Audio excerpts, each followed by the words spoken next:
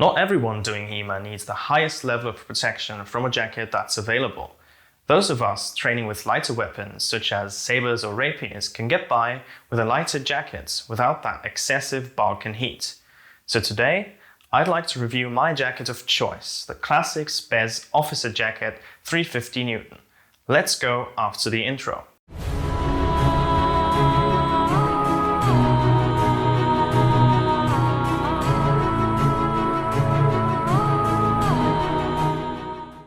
Hi, I'm Peter and welcome to the History and Sabre Suites, the channel where I talk about HEMA, history and swords. Today's video is about my custom-sized SPES officer jackets. Now, most of you will know the company, but for those of you who are newer to HEMA, SPES are a Polish company specializing in HEMA protective gear, and I personally consider them to be one of the very best HEMA suppliers due to their very high quality. Everything I've seen from them has been top-notch, really. Now, first things first, why did I buy this jacket? Well, when I started doing HEMA, as many people do, I started doing longsword. And for that purpose, I bought a jacket by Name & Fencing, which was really great for longsword, but it was also quite hot and bulky. Fast forward about 1 year after that, I found myself doing Sabre almost exclusively, and that was when I decided that I wanted a lighter jacket. For the rest of this video, I would like to focus on the pros and cons of this jacket, and for that, let me just put it on real quick. Now let's get into the pros of this jacket. First of all, it's lighter and more breathable than some of the heavier and bulkier jackets meant for longsword sparring, which I really appreciate. Another feature that I really like is the asymmetrical design, which is of course based on 19th century fencing jackets and helps prevent the opponent's blades from being caught in your jacket, and it just glides off here. Another major pro is of course fit. Now this depends on whether you go for the standard model or a custom-sized model like this one. I am really happy with the fit. It fits like a glove, especially the sleeve length is spot on, which I appreciate, and it doesn't get in the way of my gloves, which is a plus. Now another major pro is customization. You can choose from a wide palette of colors. I chose the standard red because I think it looks great on any fencing jacket, but you can also embroider the jacket to your liking. Now I went with 2 patches, one on my right shoulder with the mustache here. I don't really think I need to explain why I chose that, but anyway. And on the other side, I chose an Austrian flag to signify that I am Austrian, of course. Each of these patches cost me €7, which really isn't a lot, and it really helps in making the jacket your own. And last but not least, I mean, look at it. It looks cool. Now let's get into the not so great things about this jacket. First of all, its major strength is also its major downfall. It doesn't offer as much protection as the bulkier, heavier jackets for longsword.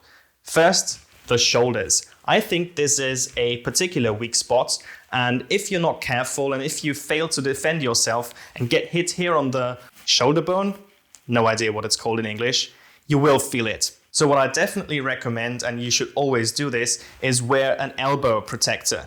I have this one from SPES. It attaches to the jacket via a Velcro strap, one on the jacket and one on the protector, and it wraps around the inside of your elbow and you're good to go. I would also recommend a forearm guard because getting hit on the forearm will also hurt. Now I'd like to mention 2 additional points which are not quite cons, but I think it's important nonetheless. First, that white strip you see here, it's also white on the standard models, but I specified it to be made in black, and I guess due to a miscommunication error, it came in white.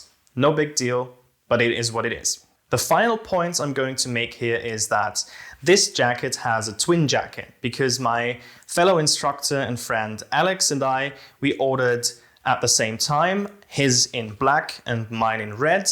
And while my specifications for my measurements were perfectly spot on, his didn't work out quite so well.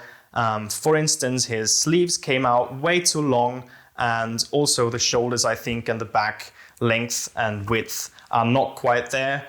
but it's functional and it's still better than an off-the-rack model. I realize this is not quite SPES's fault because they work with what you give them, but I think it's important information anyway. Now, before I end this video, let me say a few words about custom sizing. As I said in the beginning, this is a custom-sized model. SPES offer a made-to-measure program, if you will. This means that you measure yourself and send off those measurements to SPES, and they will craft the jacket based on your specifications. Now, they do also offer standard sizes, but I went with a custom one. The price difference also isn't that steep, if you ask me. The standard sized models start from 180 euros, if I'm not mistaken, and this one was just under 250. So it's not that bad. Now, in conclusion, do I recommend it? Absolutely yes. I recommend this jacket to anyone not doing longsword who can get away with a lighter jacket in terms of protection and also heat. The protection is sufficient if you use forearm and elbow guards. Mobility is great, as you can see, and there's really nothing wrong with this jacket. If you enjoyed this video, please give me a thumbs up and subscribe to my channel for more HEMA content in the future. Thank you so much for watching.